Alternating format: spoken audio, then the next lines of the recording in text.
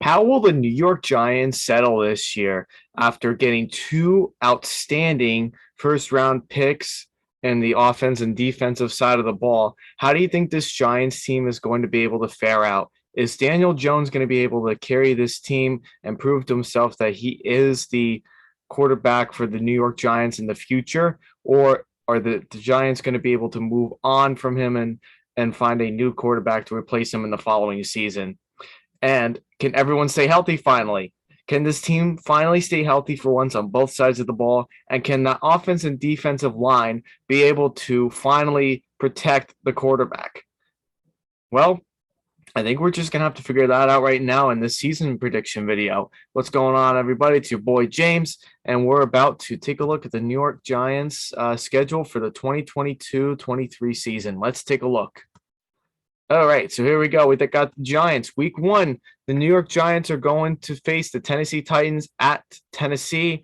I think Tennessee is a good team this year. I think they're a decent. Well, they're not great, but I think they are a better team than the Giants on paper. I think the Giants are going to struggle against the rushing of Derrick Henry and how many rushes he gets and touchdowns he scores. So I'm going to take the Titans to win in Tennessee in week 1. That's always kind of a tough place to play. I think Ryan Tannehill and company usually play pretty well.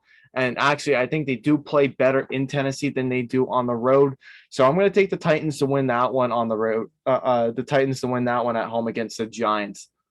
Then in week 2, you've got the Carolina Panthers going to New Jersey to play the Giants. I think this is going to be a pretty close game, but I think on paper, it's very interesting because Sam Darnold and Daniel Jones are both turnover machines. There's no question about it. I think Sam Darnold he was absolutely atrocious last year with the Panthers. And a lot of that, I believe, was more so on that offensive line being dreadful. And I think the same similar issue were with the Giants too, where they couldn't protect the quarterback. They failed to do that every game, and that ended up ending Jones' season early, leaving to Mike Glennon and Jake Fromm to take over as the backup quarterbacks. While neither one of those will be backing up Daniel Jones this year, it's Tyrod Taylor instead. It's going to be very interesting to see. So, but I do think on paper it's tough because they both have one of the best running backs in the league. And yes, I do say Saquon is still one of the best in the league, despite all the injuries and the adversity that he has gone through since he started with the Giants. And I think you could say about the same thing with McCaffrey. I think McCaffrey is one of the best running backs in the league, but I think injuries have also prevented him from being at the top of the list.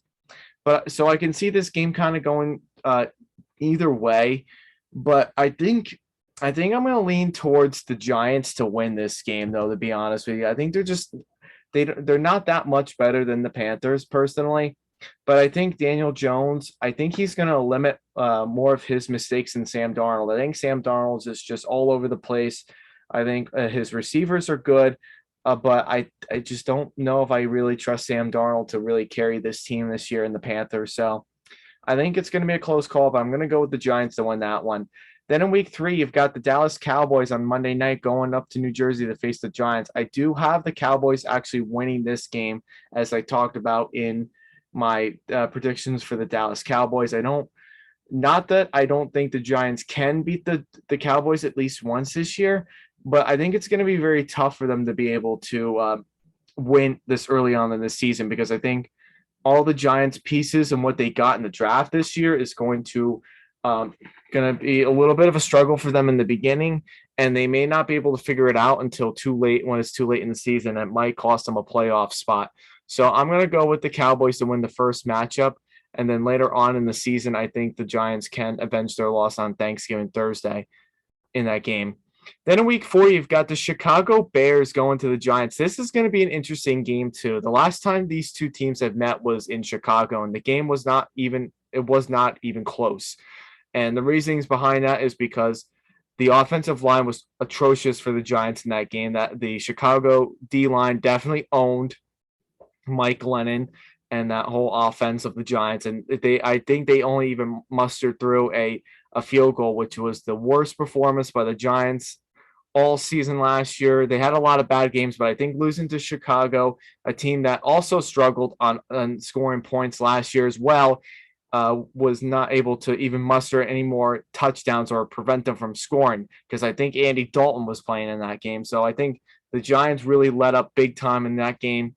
But do I think they finally do find a way to beat the Bears at home? Yes, I do. I do think the Giants do have a good chance to beat the Bears, but I think it's going to be a lot closer than people think.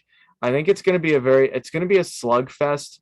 And what I mean by that is I think both defenses are not that great, but I think also too with their offenses, neither of their offenses are really anything special. So I think, but I do think with the home atmosphere, I think the Giants have the slighter advantage in being able to beat the Bears at home. So I'm taking the Giants to win that game at home.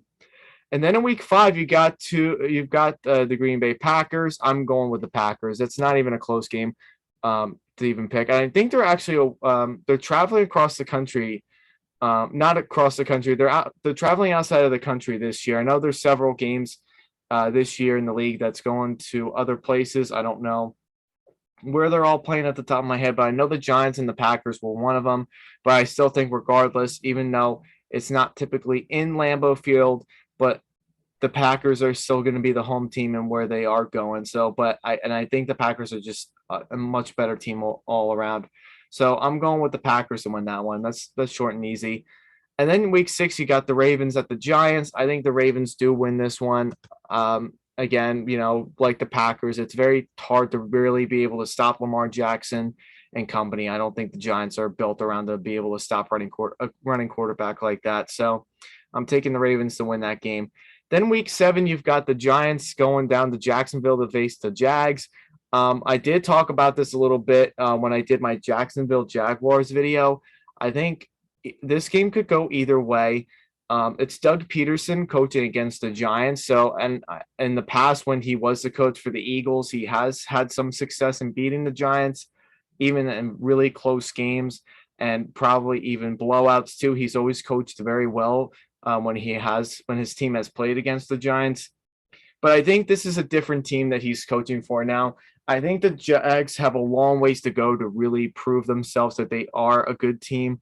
And I don't think Doug Peterson's going to really be able to turn that around in one season for the Jags. They might be able to get better in the future with Trevor Lawrence and company, but I think the Jags' problems right now is really just all around that offensive line, which is awful, and their defense has not really gotten any better than they were a year ago. So I did pick the Giants to win that game.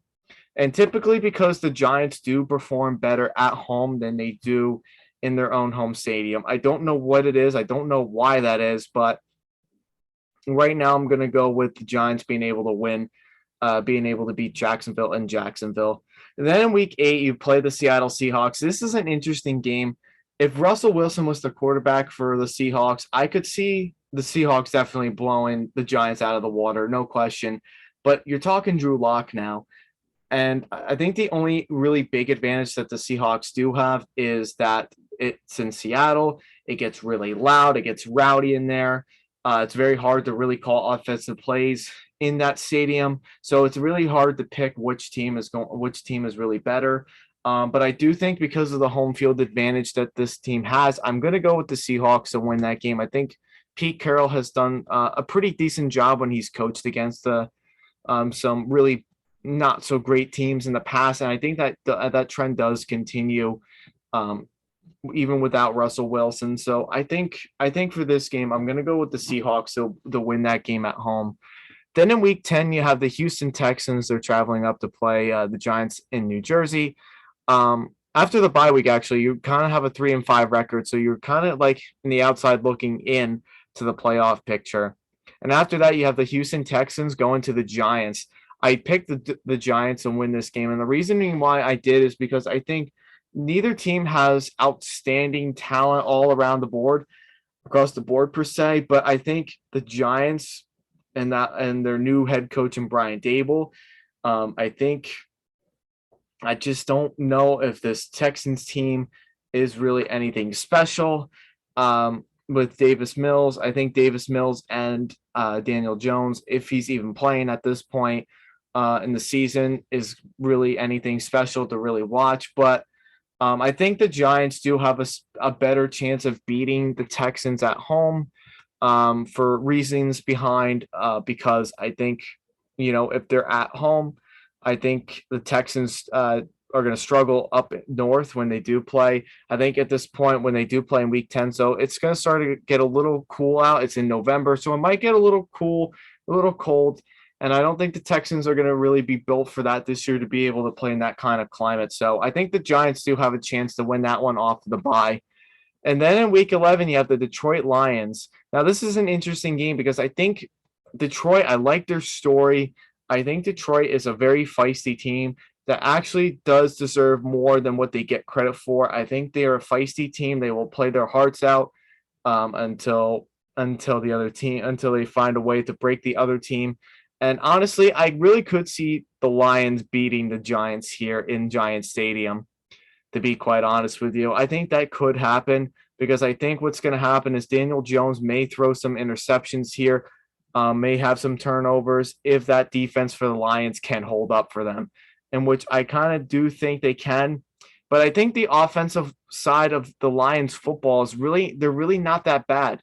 I mean, Jared Goff is a bridge quarterback. Sure, you can say that, but I think you can win games with Jared Goff though. And what he does have around him is enough to have some wins on the board this year. So I think it's a tough call to really decide. I could see either team winning this game, but I kind of would like to. I would like to see the Lions win some games this year. Not that I would really want it to be against my favorite team, but I do think that's going to happen. I think the Lions can. I think with Dan Campbell, I think he has this team I think he's trying everything he possibly can to turn this team around. And I think he's going to get a win against the Giants. I just have that funny feeling that he will get that win against the Giants. So I'll take the Lions in week 11. Then the Giants go to travel to Dallas to play on Thursday, on Thanksgiving Sunday, Thanksgiving Thursday. I did pick the Giants to win that game because I think the Giants, typically, like I said, they do better when they do play on the road. And and honestly, in Dallas has not really played really good games the last few years on Thanksgiving Thursday. So that kind of does tell you a little bit of something that they don't usually play all that great on Thanksgiving Thursday. I think that does continue, and I think the Giants can find a way to beat the Cowboys on Thanksgiving. Then the Washington Commanders are traveling to New Jersey to play the Giants.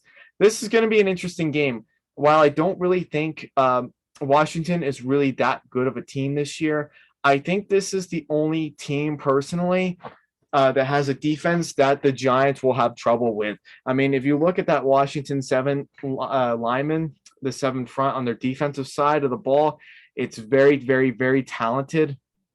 And I don't know if that offensive line of the Giants is going to be able to hold up with people like Montez Sweat or Chase Young or any of those guys there too. And their secondary is I think their secondary is kind of weak a little bit, but I think they can make Jones suffer and be able to get the turnovers from Jones when they have the opportunity to, especially that we know that Jones likes to hold on to the ball too long and he does throw some bonehead interceptions. So it's going to be really tough for him to face this talented defense. I know he has a good record against Washington, but I think he's going to struggle with them this year.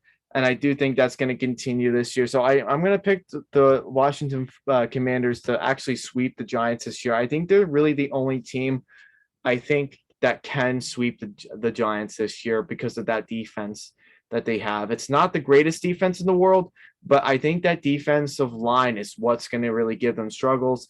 And we're going to see if that offensive line can really hold the Giants and being able to score points on them.